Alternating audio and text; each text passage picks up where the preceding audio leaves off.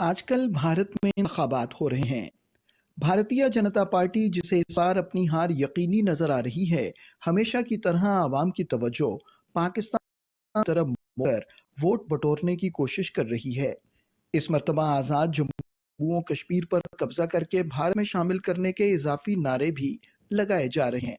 चाहे अमित शाह हो, राजनाथ सिंह या भारतीय वजीर खारजा, सारे ही बढ़ चढ़कर गैर जिम्मेदाराना बयानात दे रहे हैं।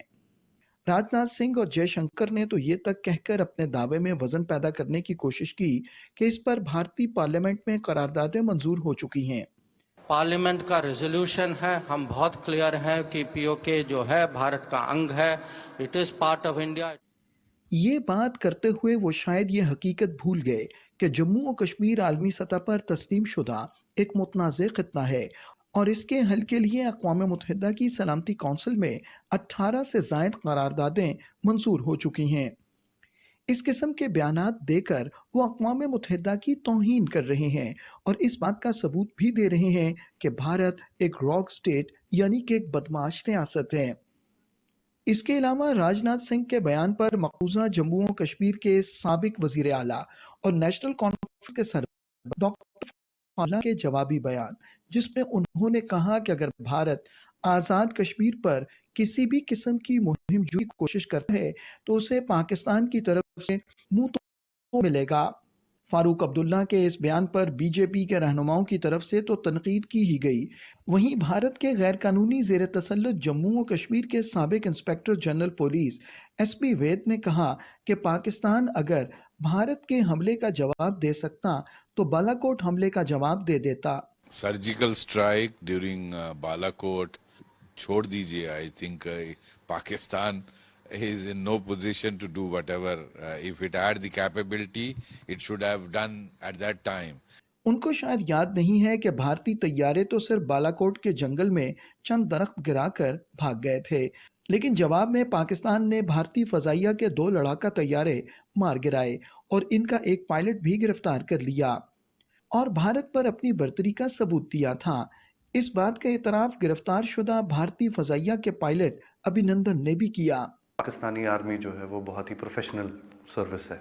आई see peace in it. I have spent time with the Pakistani army. I am very impressed. SP Vaid साहब ने पाकिस्तान की मुआशी हालत अबतर बताई और साथ ही भारतीय मुआशी तरक्की की भी एक खोखली बढ़क लगा दी। जैसा कि मोदी हुकूमत अक़वाम आलम को एक तवील अरसे से मरूब करने की कोशिश कर रही है, लेकिन भारतीय पार्लियामेंट के रुकन प्रोफेसर मनोज झा ने पार्लियामेंट में खिताब करते हुए न सिर्फ मोदी के झूठे मुआशी तरक्की के दावों की कलई खोल दी, बल्कि भारत में एक वक्त की रोटी के लिए तरसते हुए 80 करोड़ से ज्यादा भारतीय अवाम की हालत जार भी खोलकर बयान कर दी। सर, हम किन देशों से पीछे हो गए पता है? छोड़िए अमेरिका यूरोप की बात, बांग्लादेश और नेपाल इनकम इनइक्वालिटी को एड्रेस करते हुए मानवीय सूचकांक में हमको पीछे छोड़ चुका है। मैं कई बार सदन में बोल चुका हूं, अगर 80 करोड़ लोगों को आपको अनाज देना पड़ रहा है तो मुझको अर्थव्यवस्था पर कोई टिप्पणी नहीं करनी है। प्रोफेसर मनोज झा के इस बयान से ये बात बिल्कुल वाज़ेह हो गई है कि भारतीय अवाम की मुआशी हालत किस कदर नागुफ्ताबे हो चुकी है। मोदी और इसके साथी भारत पर हुकूमत करने के लिए किसी भी हद तक जा सकते हैं। इंतखाबात में जीतने के लिए झूठे फ्लैग ऑपरेशंस करके अपने ही फौजियों को मरवाकर इसका जिम्मेदार पाकिस्तान को ठहराया और फिर बालाकोट का ड्रामा रचाया। पाकिस्तान ने भारतीय जारहियत का जहां एक जानिब मुंह तोड़ जवाब दिया, दूसरी जानिब एक जिम्मेदार रियासत होने का सबूत देते हुए भारतीय पायलट को भारत के हवाले कर दिया और दोनों ममालिक में कशीदगी को मजीद बढ़ने से रोक दिया, क्योंकि दोनों ममालिक एटमी ताकतें हैं और इन ममालिक में जंग न सिर्फ जनूबी एशिया बल्कि पूरी दुनिया में एक बड़ी तबाही का बायस बन सकती है।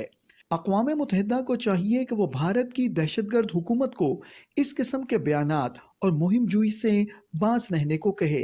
कहीं ऐसा ना हो कि भारत पर हुकूमत करने की लालच में मोदी और इसके हवारी पूरी दुनिया की तबाही और बर्बादी का सबब बन जाएं।